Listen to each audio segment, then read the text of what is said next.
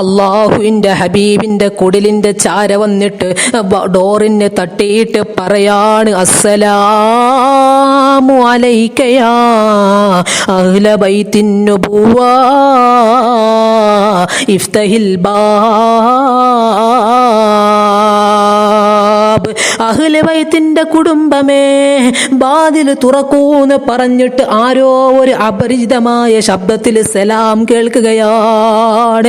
സങ്കടം സഹിക്കവയ്യാതെ പൊട്ടിക്കരയുന്ന ഫാത്തിമ ബീവി പറയുകയാണ്, ആരാണെങ്കിലും പൊയ്ക്കോ, ഇപ്പ എൻ്റെ ഉപ്പയെ കാണാൻ പറ്റൂല. ഇതുപോലത്തെ ഒരു അവസ്ഥ മുമ്പെൻ്റെ ഉപ്പാക്ക് ഞാൻ കണ്ടിട്ടില്ല.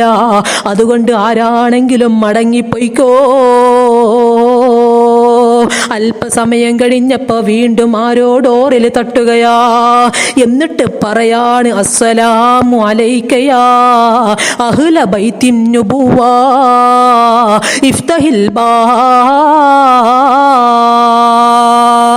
അഹ്ല ബൈത്തിന്റെ കുടുംബമേ, വാതിൽ തുറക്ക്, നിങ്ങൾക്ക് അല്ലാഹുവിന്റെ രക്ഷയുണ്ടാകട്ടെ എന്ന് പറഞ്ഞ് വീണ്ടും ആരോ അപരിതമായ ശബ്ദത്തിന്റെ സലാം കേൾക്കുകയാ. അപ്പോഴും ഫാത്തിമ ബീവി പറഞ്ഞു, പൊയ്ക്കോ, കാണാൻ പറ്റൂല. മൂന്നാമതും ആ ഡോറിനിൽ തട്ടിയിട്ട് പറയാണ്, അസ്സലാമു അലൈക യാ അഹ്ല ബൈത്തിൻ നുബുവ ഇഫ്തഹിൽ ബാബ്. ആ സമയത്തുണ്ടല്ലോ അള്ളാന്റെ ഹബീബിനിക്ക് മുത്തായ തങ്ങൾക്ക് കാര്യം മനസ്സിലായി. തന്നെ കാണാൻ വന്നിരിക്കുന്നത് ആരാണെന്ന് അള്ളാന്റെ റസൂലിനിക്ക് മനസ്സിലായി. അവിടെന്ന് പറയാണ്, ഫാത്തിമ, അതെന്നെ കാണാൻ വന്ന ആളാണ് മോളെ ഫാത്തിമ. അതുകൊണ്ട് വാതില് തുറക്ക് മോളെ. അവിടെന്ന് ഫാത്തിമ ബീവി വാതില് തുറക്കുകയാ. കടന്നു വന്നിട്ട് അള്ളാന്റെ റസൂലിനിക്ക് സലാം പറയുകയാ. ആരാണ് കടന്നു വന്നതെന്നല്ലേ, ആരാണ് അള്ളാന്റെ റസൂലിനെ കാണാൻ വന്നതെന്നല്ലേ. എൻ്റെ പ്രിയമുള്ളവരെ, മലക്കുൽ മൗത്ത് അസ്റായീൽ അലൈഹിസ്സലാത്തു വസ്സലാമാണ് കടന്നു വന്നിരിക്കുന്നത്. എന്നിട്ട് അള്ളാന്റെ റസൂലിനോട് ചോദിക്കുകയാ, ഇന്നേ വരെ ലോകത്ത് ഒരാളോടും അസ്റായിൽ ഇന്നിയ പോലത്തെ ഒരു ചോദ്യം ചോദിച്ചിട്ടില്ല. അവിടുന്ന് ചോദിക്കുകയാണ്, നബിയേ, അങ്ങക്ക് സുഖം തന്നെയല്ലേ? അതേ, സുഖം തന്നെയാ. അങ്ങയുടെ സമ്മതമുണ്ടെങ്കിൽ അങ്ങയുടെ റൂഹ് എടുത്തിട്ട് പോകാനാ ഞാൻ വന്നതെന്ന് പറയുമ്പോ അവിടുന്ന് അള്ളാന്റെ റസൂല് പറയാണ്, അസ്റായിലേ, എനിക്ക് സമ്മതമാ, എന്റെ റൂഹ് പിടിക്കുന്നതിൽ എനിക്ക് സമ്മതമാ.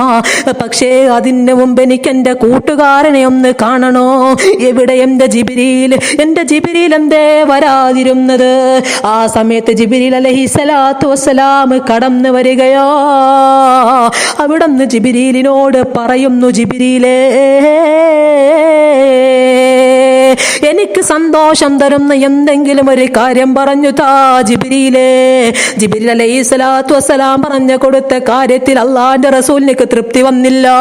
വീണ്ടും വീണ്ടും ആവർത്തിച്ചു പറഞ്ഞപ്പോ അവിടുന്നുണ്ടല്ലോ അള്ളാന്റെ റസൂല് പറയാണ്, ഞാൻ എൻ്റെ കുടുംബത്തിൻ്റെയോ എൻ്റെ മഹിമയുടെയോ കാര്യമല്ല നിങ്ങളോട് ചോദിച്ചത്.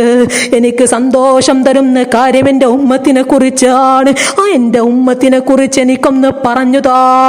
ഞാനെങ്ങാനും ഈ ലോകത്തോടങ്ങ് വിട പറഞ്ഞു പോയോ എൻ്റെ ഉമ്മത്തിനക്ക് പിന്നെ ആരാണുള്ളത് ജിബ്രീലേ?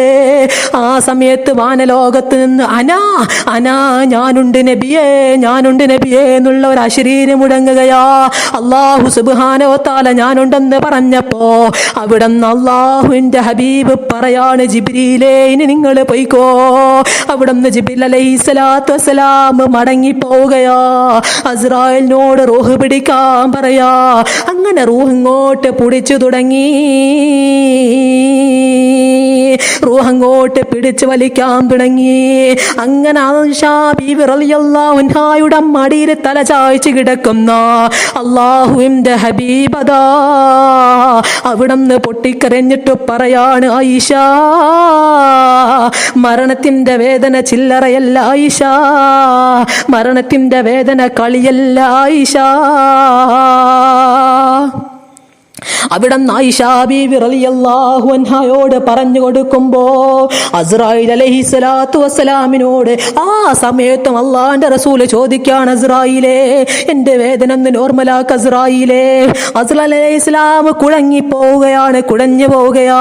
നബിയെ ഇതിനേക്കാൾ നോർമലായിട്ട് എനിക്ക് കഴിയില്ല നബിയെ, ഇനിയും നോർമലാക്കാൻ കഴിയില്ല നബിയെ, ഇത് തന്നെ വളരെ നിസാരമാണെന്ന് പറഞ്ഞു കൊടുക്കുമ്പോ അവിടുന്ന് ചോദിക്കാണ്, എന്റെ ഉമ്മത്തിന്റെ അവസ്ഥ എങ്ങനെയാ, എന്റെ ഉമ്മത്തിന്റെ അവസ്ഥ എങ്ങനെയാ, അത് വല്ലാത്ത പരിതാപകരം തന്നെയാണെന്ന് അവിടെ അസ്രായിൽ അലൈഹിസ്സലാം പറഞ്ഞു കൊടുക്കുമ്പോ അതിന്റെ ഉപമ അസ്രായിൽ അലൈഹിസ്സലാത്തു വസ്സലാം പറഞ്ഞു കൊടുക്കുമ്പോ സമയദൈർഘ്യത്താല് പെട്ടെന്ന് പറയട്ടെ, അവിടുന്ന് അതാ മുത്തായ തങ്ങള് പൊട്ടിക്കരഞ്ഞ് സഹിക്കാൻ വയ്യാന്ന് പറഞ്ഞ അതേ നാവ് കൊണ്ട് അവിടുന്ന് പറയാണ്, ഇസ്രായേലേ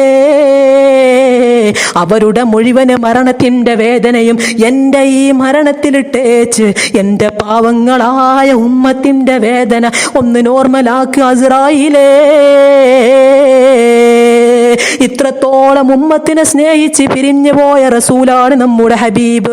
ദിവസേന എത്രയൊക്കെയോ നേതാക്കന്മാർക്ക് പിന്നിൽ അണിനിരക്കുന്നവരാണ് നമ്മള്, എത്രയൊക്കെയോ നേതാക്കന്മാർക്ക് വേണ്ടി സിന്ദാബാദ് വിളിക്കുന്നവരാണ് നമ്മള്, എത്രയോ നേതാക്കന്മാർക്ക് വേണ്ടിയിട്ട് അടിയും പിടുത്തവും കൂടുന്നവരാണ് നമ്മൾ. എന്നാ അവിടെ നമ്മൾ മറന്നു പോയ ഒരു ഹബീബുണ്ട്, നമ്മുടെ കരളിന്റെ രാജാവ് നബി മുഹമ്മദ് മുസ്തഫ സല്ലല്ലാഹു അലൈഹി വസല്ലമ. അള്ളാന്റെ ഹബീബിനെയാകണം നമ്മൾ പ്രണയിക്കേണ്ടത്, അള്ളാഹുവിന്റെ റസൂലിനെയാകണം നമ്മൾ സ്നേഹിക്കേണ്ടത്, അള്ളാന്റെ റസൂലിന്റെ ആവണം നമ്മൾ ജീവിതത്തിൽ മാതൃകയാക്കേണ്ടത്.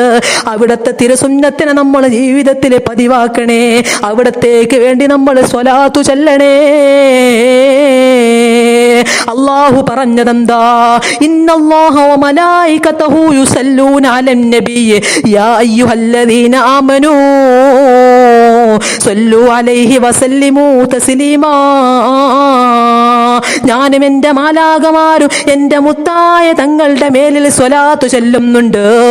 അതുകൊണ്ട് മുഅ്മിനീങ്ങളെ, സത്യവിശ്വാസികളെ, സല്ലു അലൈഹി വസല്ലിമൂ തസ്ലീമാ, നിങ്ങളും സ്വലാത്തു ചൊല്ലണേന്ന് അല്ലാഹുവിൻ്റെ പരിശുദ്ധമായ ഖുർആനിലൂടെ അല്ലാഹു നമുക്ക് പരിചയപ്പെടുത്തി തരുമ്പോ അല്ലാഹുവേ ഞങ്ങൾക്ക് തൗഫീഖ് തരണേ അല്ലാ, തൗഫീഖ് തരണേ അല്ലാ. അങ്ങനെ തന്റെ അവസാന സമയത്ത് പോലും ഉമ്മത്തിനെ ഓർത്ത് പൊട്ടിക്കരഞ്ഞിട്ടാണ് നമ്മുടെ നായകൻ ഈ ലോകത്തോട് വിട പറഞ്ഞു പോയത്. നമ്മുടെ നായകൻ ഈ ലോകത്തോട് വിട പറയുന്ന സമയത്ത് പോലും ഉമ്മത്തി എൻ്റെ ഉമ്മത്തിനൊക്കെ ഞാനാ ഉള്ളത് ജിബിരിയിലെ, എനിക്കൊന്ന് പറഞ്ഞതാ വാൻ ലോകത്ത് നിന്ന് ഞാനുണ്ട് നബിയേന്ന് പറഞ്ഞ് കേട്ടപ്പോഴാണ് അള്ളാഹിൻ്റെ റസൂലിന് സമാധാനമായത്. അള്ളാഹുവേ അത്രത്തോളം ഞങ്ങളെ സ്നേഹിച്ചിട്ട്, അത്രത്തോളം ഞങ്ങൾ ഇഷ്ടപ്പെട്ടിട്ട് അള്ളാഹുവേ അവിടേക്ക് ഞങ്ങൾ വേദന മാത്രമാണല്ലോ കൊടുക്കുന്നത്. അള്ളാഹിൻ്റെ റസൂൽ സാധാരണ മനുഷ്യനാണെന്ന് പോലും പറയുന്നവരില്ലേ, നാവ് പിടുത്തു പോകും. അള്ളാഹുവേ അത്തരം ദുർഭാഗ്യവാന്മാരുടെ കൂട്ടത്തിൽ ഞങ്ങൾ ആരെയും പെടുത്തല്ല റബ്ബേ, അവരിനൊക്കെ കാവല് തരണേ അല്ലാ. അള്ളാഹുവെ മരണാവസാമയത്ത് വരെ, മരണാസന്നമാകുന്ന സമയം വരെ അള്ളാഹുവിൻ്റെ ഹബീബിൻ്റെ തിരുസുന്നത്തുകളെ മുറുകെ പിടിച്ച് ജീവിക്കാം പാപികളായ ഞങ്ങൾക്ക് തൗഫീഖ് തരണേ അല്ലാ, തൗഫീഖ് തരണേ അല്ലാ.